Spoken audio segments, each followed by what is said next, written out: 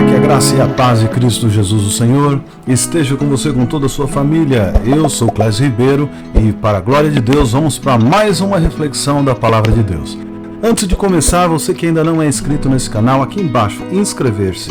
Se inscreva, deixe o sininho ativado. No meu canal tem mais um monte de mensagens aí que você pode ouvir e crescer em graça e em conhecimento. Hoje o texto que eu quero fazer menção é um texto de Neemias. Neemias, que foi um grande homem de Deus, foi um líder para fazer a reconstrução dos muros de Jerusalém. Hoje eu quero falar um pouco sobre a oposição a qual Neemias enfrentou e que isso pode servir de padrão para que a gente possa enfrentar também as oposições que vão se levantar na nossa vida nos dias de hoje. Porque tanto eu quanto você temos que reconstruir muitas coisas, tanto nas nossas vidas quanto na cidade dos outros também, né? E em dados momentos teremos oposição. E o que fazer quando isso acontecer? Bom, o texto de Neemias no capítulo 4 nos dá algumas dicas. Vamos ao texto? Quando Sanbalate soube que os judeus estavam reconstruindo as muralhas, ele ficou furioso e começou a caçoar de nós. Diante dos seus companheiros e do exército dos samaritanos, ele disse: "O que é que esses judeus miseráveis estão fazendo? Será que eles pretendem reconstruir a cidade? Será que eles pensam que oferecendo sacrifícios poderão acabar o trabalho em um dia? Será que dos montões de entulho e das pedras que foram queimadas, eles podem tirar pedras para a construção?" Tobias, que era dos pais de Amon, estava com ele e disse: "Que tipo de muralha eles poderão construir? Até mesmo a raposa poderia derrubá-la. Ó nosso Deus, escuta como eles caçoam de nós. Faze que a zombaria caia sobre a cabeça deles, que tudo que eles têm seja roubado, e que eles sejam levados prisioneiros para uma terra estrangeira. Não perdoes o mal que eles fazem e não se esqueças os seus pecados, pois insultaram a nós que estamos construindo." Então continuamos a reconstruir as muralhas e logo elas já estavam na metade da sua altura total, porque o povo estava animado para trabalhar.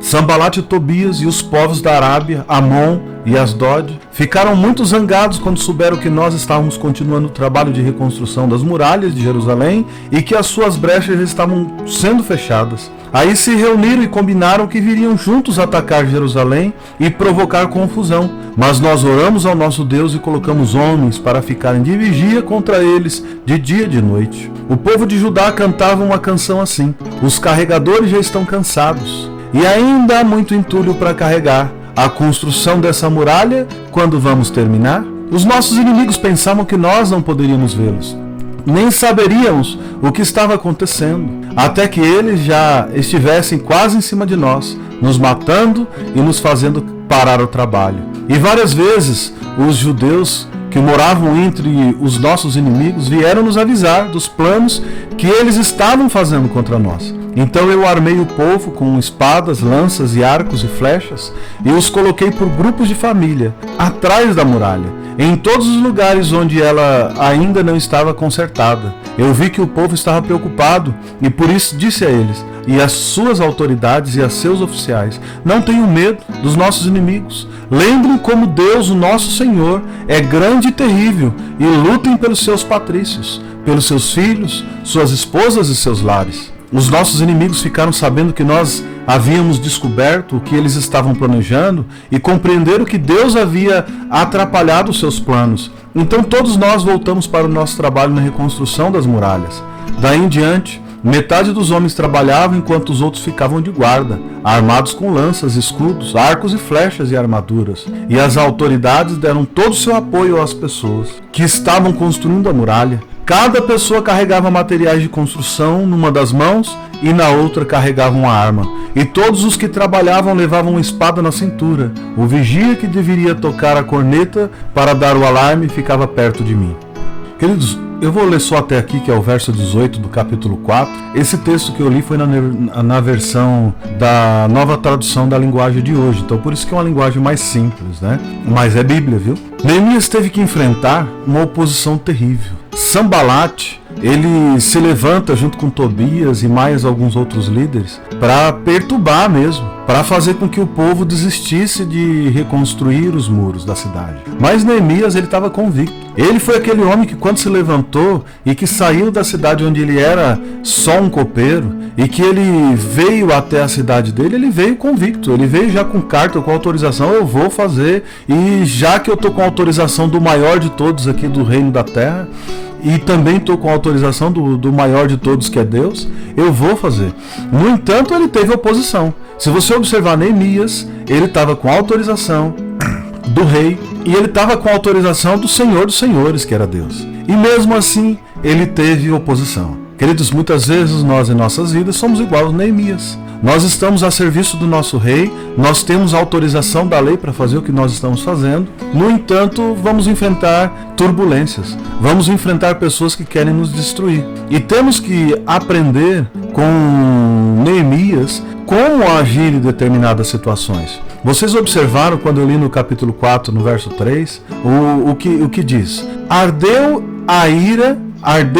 em ira e se indignou muito e escarneceu dos judeus. Quem fazes esses fracos judeus? Está escrito no capítulo 4 de Neemias. Tobias diz, ainda que edifiquem, vindo uma raposa derrubará o seu muro de pedra. Ou seja, eles estavam já escarnecendo os judeus, já falando que eles não iam conseguir. No entanto, essa é uma estratégia muito antiga. As pessoas chegam e começam a buzinar na tua orelha, você não vai conseguir, não vai dar certo, você não é capaz, mesmo que faça, não vai servir de nada. E como que você pode fazer isso? Você nem tem capacidade para isso, você nem é mestre de obra, você nem é engenheiro. E assim foi com Neemias, com o povo de Judá. Aquele povo, eles estavam querendo reconstruir porque eles tinham um líder que estava ali olhando com eles e falando, vamos lá, vamos fazer, vamos reconstruir, eu estou com uma autorização do rei. No entanto, a oposição não queria permitir. E eles não estavam satisfeitos somente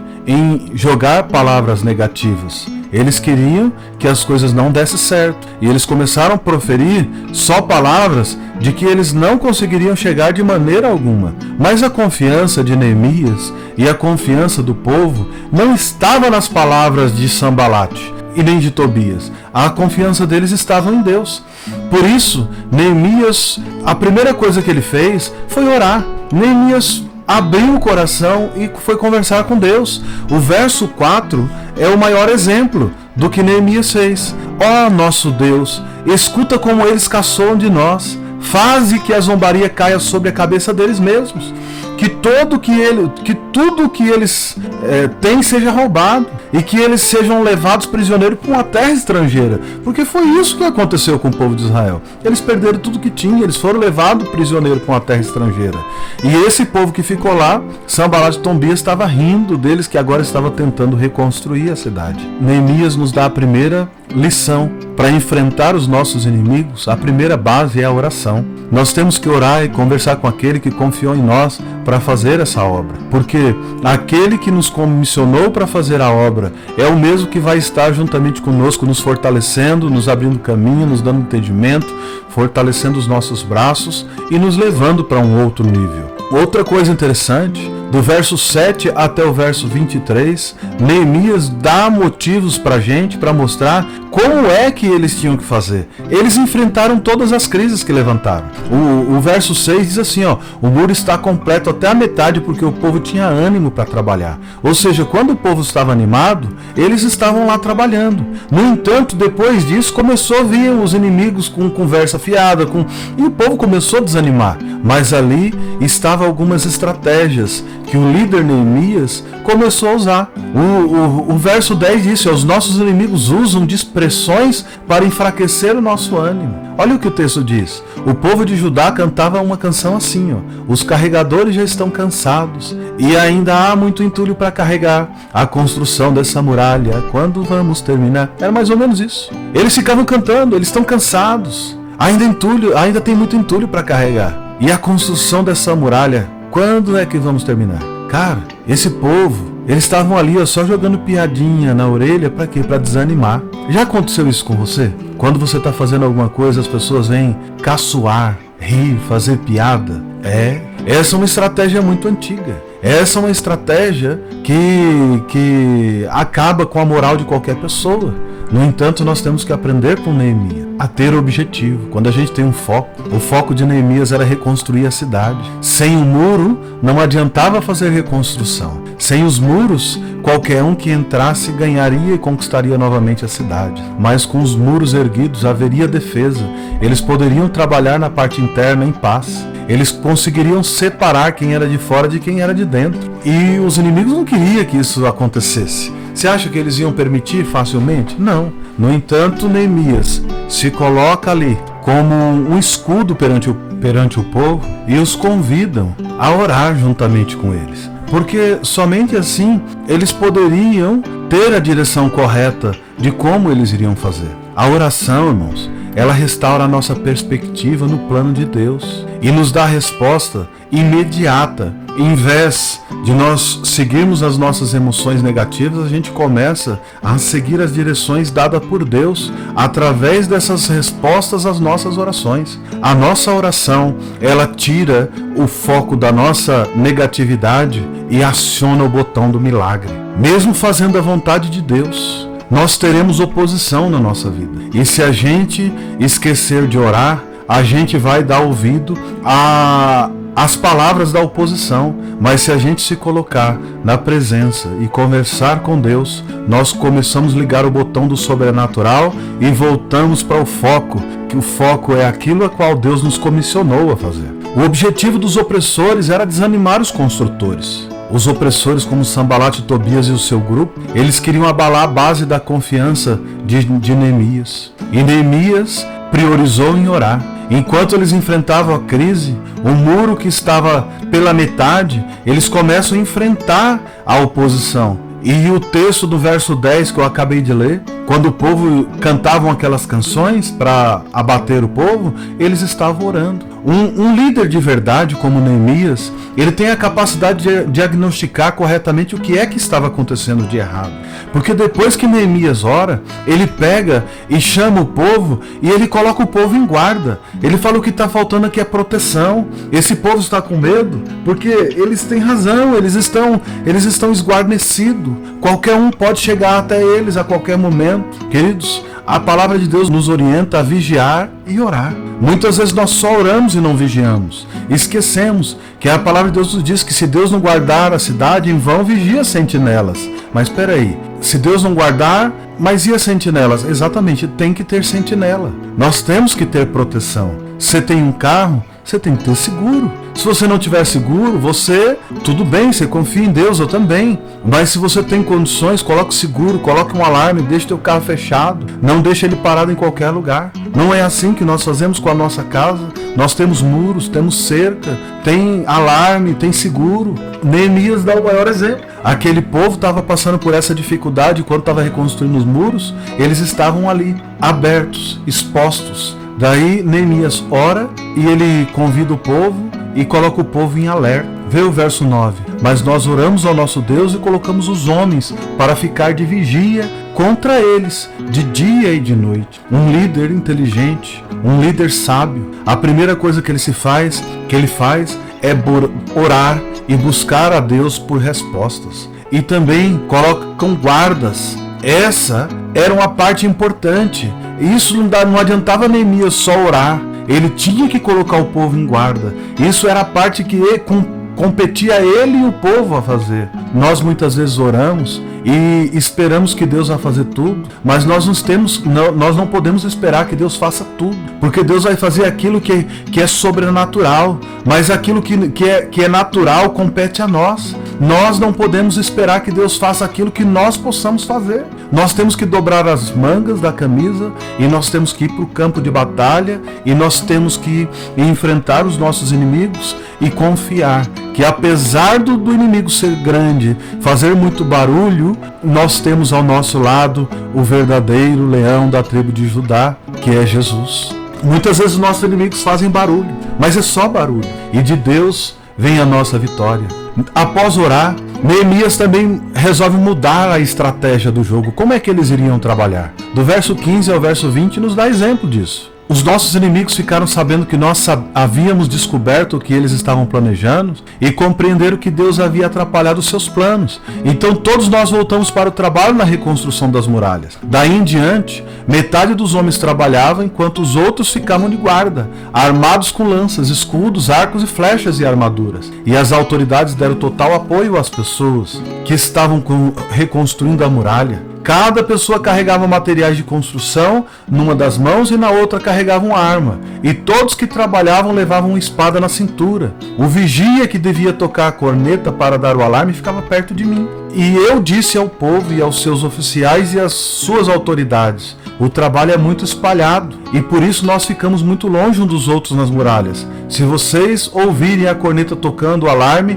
reúnam-se em volta de mim e o nosso Deus lutará por nós. Irmãos, vê como que Neemias age. Ele mudou a estratégia. Colocou o povo para trabalhar com armas, armados, com escudo, lança, com tudo. E ficou aquele povo dando segurança. E eles mesmos que estavam ali trabalhando estavam com sua espada na cintura. No entanto, Neemias deu a seguinte estratégia: se o meu oficial aqui apitar, se ele soar o alarme, todo mundo corre para esse ponto e é daqui que nós vamos juntos lutar. E Deus vai lutar juntamente conosco. Ou seja, eles estavam já com uma estratégia pronta para um contra-ataque. Corra, mas corra para o lugar certo, irmão. A palavra de Deus, ela está nos dando aqui algumas dicas. Quando o inimigo se levantar contra você, não corra para qualquer lugar. Corra aos pés do Senhor. Corra para o ponto onde Ele marcou com você, porque é naquele ponto que você vai se fortalecer e vai ter forças para contra-atacar. Sanbalat, quando percebe que sua estratégia ela não surtiu efeito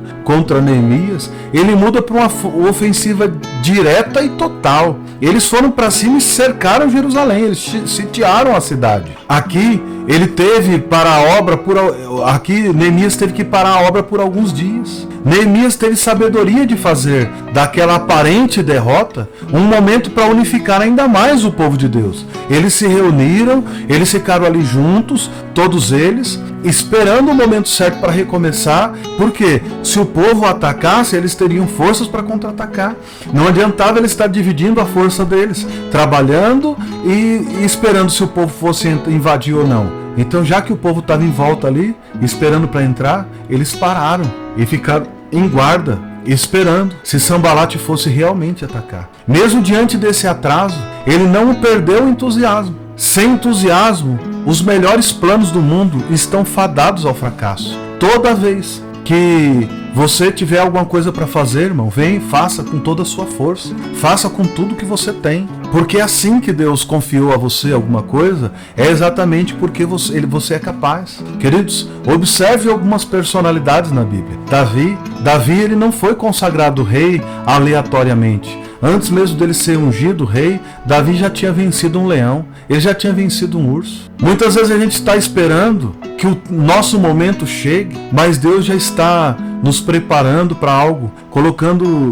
situações na nossa vida para a gente encarar com entusiasmo. Se Davi tivesse corrido do urso, as ovelhas que ele tomava conta tinham sido despedaçadas. Você acha que ele estaria preparado para ser líder de um grande grupo, de uma nação, se ele fugisse frente a qualquer pessoa que se levantasse e fizesse uma carinha feia para ele? Davi enfrentou um leão e venceu esse leão. A partir dali ele esteve preparado para enfrentar um gigante também e venceu o gigante, porque ele falou: o mesmo Deus que me deu um urso, que me deu um leão, ele vai me dar a cabeça desse gigante. E ele foi para cima e venceu. Se ele tivesse ido de cabeça baixa, tremendo como todo o povo de Israel estava naquele momento, ele teria sido perdedor. Quando Neemias reúne o povo e se junta todo mundo, vão parar porque o povo está ali, eles ficaram entusiasmados: deixa vir, porque Deus vai entregar esse povo nas nossas mãos. Só que nós não vamos ir lá não, eles vão ter que vir a nós. E cadê que tiveram coragem? Entenda que diante das dificuldades, você não pode perder o entusiasmo, você não pode perder o brilho nos olhos, porque o brilho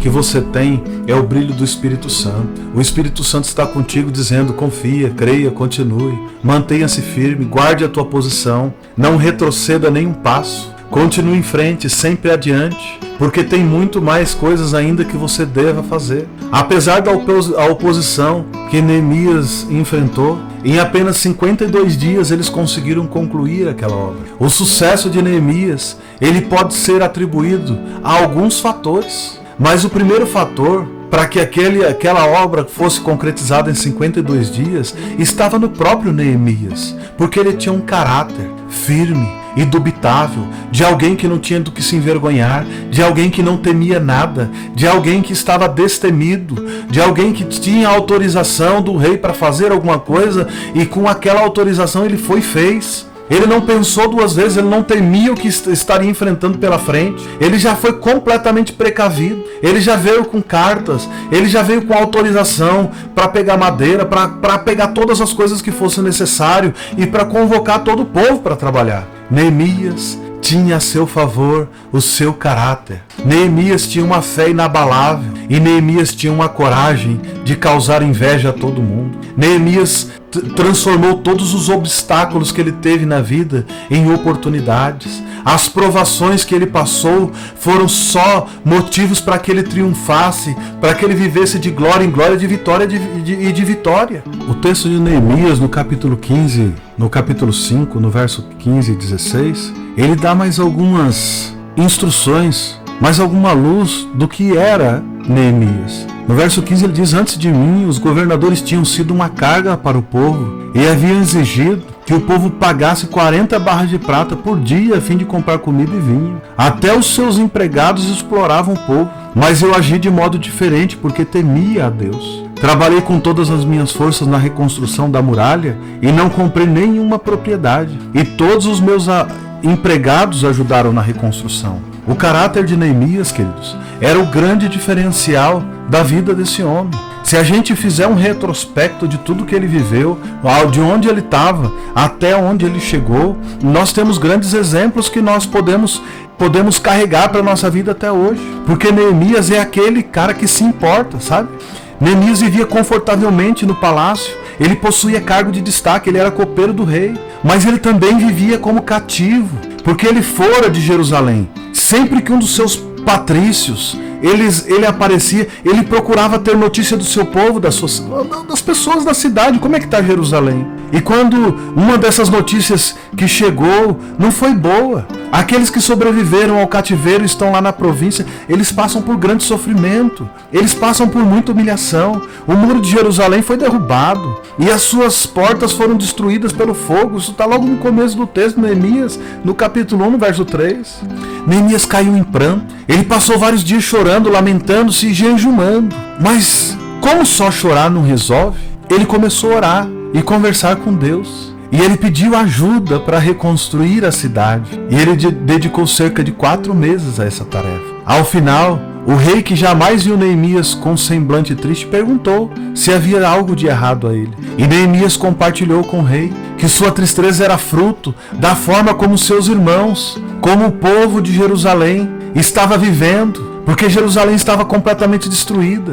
E tendo a bênção do rei, com carta do rei, para ir ajudar seu povo na sua cidade natal, ele pediu ao rei tudo o que era necessário para a primeira etapa da reconstrução de Jerusalém. E porque a boa mão do Senhor Deus estava sobre ele, o desejo dele foi concedido, porque ele orou e conversou com Deus. E ele foi muito tempo antes pedindo a Deus e intercedendo em prol da nação. E normalmente é assim que acontece na vida da gente. Você começa a orar por alguma coisa, você começa a pedir a Deus sobre algo, sobre alguém que está destruído, sobre alguma coisa, Deus vai lá e te usa ainda para fazer com que aquela pessoa seja restaurada. Por vidas ser restauradas, famílias restauradas, empresas restauradas, sonhos restaurados, tantas coisas que podem ser restauradas. Tudo começa com a tua oração e depois com a sua ação. No caso de Neemias, no capítulo 2, o verso 2 ao 4, mostra como que a mão do rei foi bondosa com ele, concedendo todo o desejo dele. Muitas pessoas em tempos de calamidade só se lamentam, só choram e fica só nisso. E chora e muito mimimi e não sai disso. Mas só isso não resolve. Precisa colocar o rosto no chão, precisa jejuar, precisa orar, precisa colocar a boca no pó, porque ainda pode haver esperança. Neemias nos dá uma lição de caráter, de como um cristão tem que agir nos dias de hoje, ao se importar com o seu povo, com o bem-estar do povo, em detrimento do seu próprio bem-estar. Muitas vezes eu tenho um grupo de pessoas que eu costumo convidar para orar. É um grupo pequeno, tá? Não é multidão, não. Nós somos só em 3 pessoas que nós oramos juntos. E todas as vezes que a gente vai orar, a primeira coisa que eu pergunto, nós vamos orar por quem? Parece loucura, mas Quando a gente começa a orar, nós gastamos todo o nosso tempo orando um pelos outros, nunca por nós. Por quê? Porque o nosso bem-estar, ele não está sendo levado em consideração, porque Deus já cuida de nós, Ele tem cuidado de nós, e nós estamos ali investindo tempo em oração por vidas que nós sabemos que estão necessitadas. Já um monte de gente tentou nos acompanhar. Eles chegam lá, oram 3 minutinhos, daí eles pegam e desistem de orar com a gente e vai orar as suas próprias orações. Daí vai lá, se ajoelha, oram. E pelo que eu vejo, nenhum deles conseguem respostas. Ainda essa semana, na sexta-feira passada, oramos por uma criança que estava em um estado triste. E nós clamamos com fé. E enquanto nós orávamos, nem eu conheço essa criança e muito menos a pessoa que trouxe para mim o pedido de oração conhecia. Sabe aquela pessoa que fala assim, alguém pediu para alguém que pediu para mim porque sabia que a gente verdadeiramente ia orar? Trouxe. E nós fomos lá e nós colocamos em intercessão e nós oramos por muito tempo. Nós choramos pedindo a Deus. E Deus nos deu a resposta ali que Ele entraria e que Ele curaria aquela criança. E nós falamos, olha, Deus vai curar. E a resposta é imediata. E em 7 dias nós recebemos a resposta que veio de uma pessoa que falou para outra, que falou para outra, que falou para a gente. Realmente vocês oraram. E nós oramos.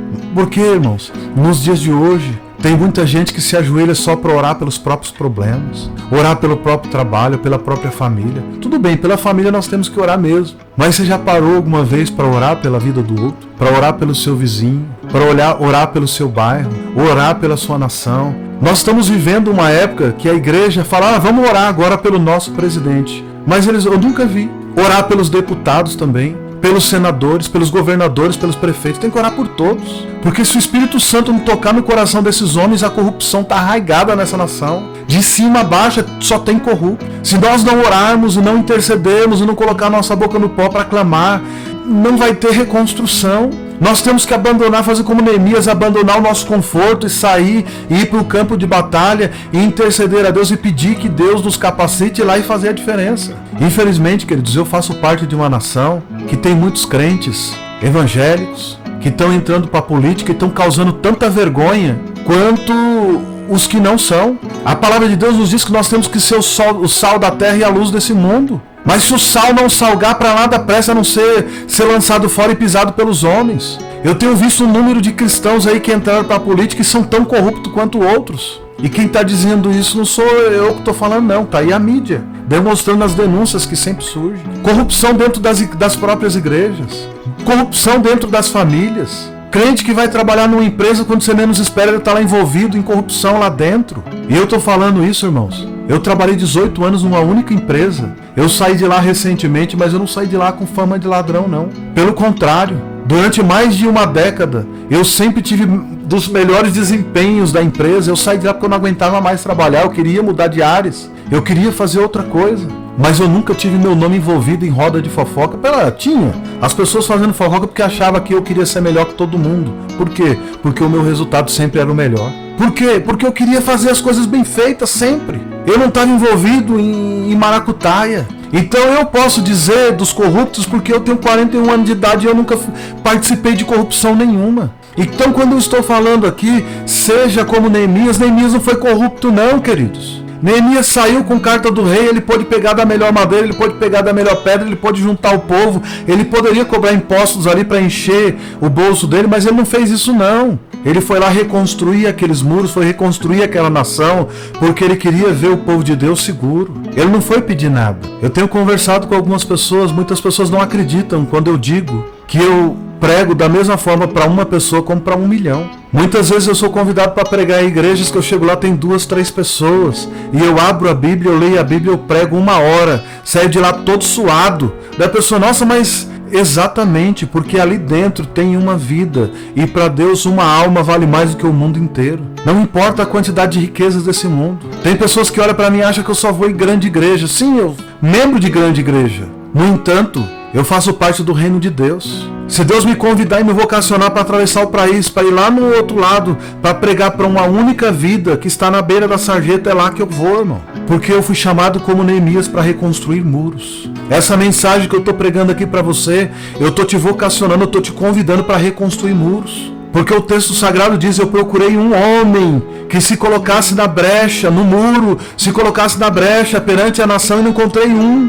Olhando Deus para a terra, não via um justo sequer. Todos os seguidores haviam abandonado. Só que Deus teve que mandar Jesus. Jesus já morreu, não vai vir outro Jesus. Agora depende de nós. Agora depende de mim, de você. Aprender a ser um líder com caráter de Neemias, para que você possa caminhar por essa terra e denunciar todas as malandragens, e denunciar todas as maracutaias, e denunciar todos os Sambalates e Tobias, e denunciar todos os ex que roubaram. Exatamente. Por quê? Porque nós somos diferentes. Nós temos que ser diferentes. Nós temos que ser diferentes, sim, queridos. Nós temos que ser como Josué, que disse: eu e minha casa serviremos ao Senhor. E nós temos que lutar por nossa casa. Nós temos que lutar pelo nosso bairro. Nós temos que lutar pela nossa cidade. Nós temos que orar e clamar para que Deus tenha misericórdia desse povo. Nós não temos que lutar por política, ficar defendendo político A, B ou C. Nós temos que pregar o evangelho para que o máximo de pessoas se converta,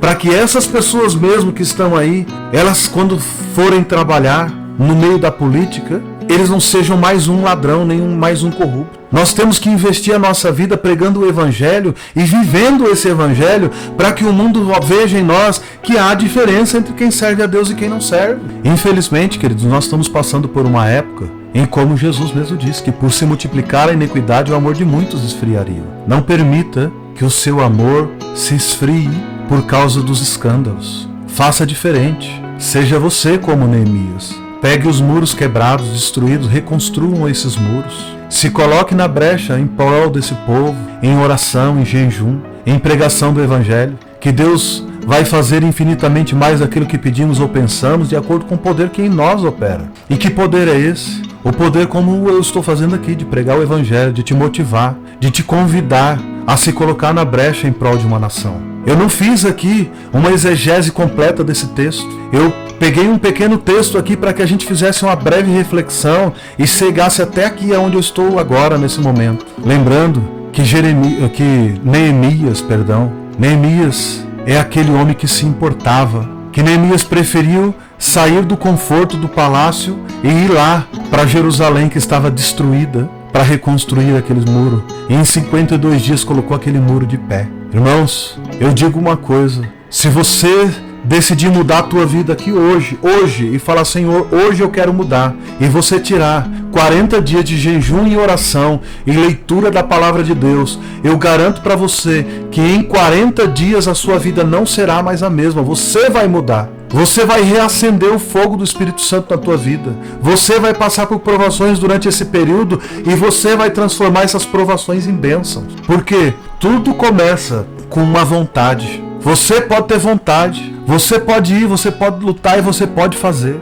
Se você fizer como Neemias, que passou meses orando e consagrando a sua vida a Deus até que o rei olhasse para ele, foram 4 meses que ele se dedicou à tarefa da oração e do jejum. Você já passou 4 meses em oração? Você já pensou o que pode acontecer na tua vida se você fizer isso? Você já pensou a mudança que você pode causar na tua vida e na tua casa, no teu trabalho, na tua igreja? Se você parar tudo e começar a olhar para o problema do outro, começar a orar e consagrar a sua vida a Deus para que Deus possa te usar para ser esse reconstrutor? Reflita nisso. Reflita nisso, porque o tempo é curto, tem pressa. Deus precisa de homens e mulheres que estejam destinados a reconstruir muros. E você pode ser o próximo vocacionado a fazer isso. Por hoje, a minha oração é que o Espírito Santo possa entrar em você, te tocar e te mudar, para que você seja o próximo Neemias dessa nação. Que Deus esteja te despertando, meu irmão.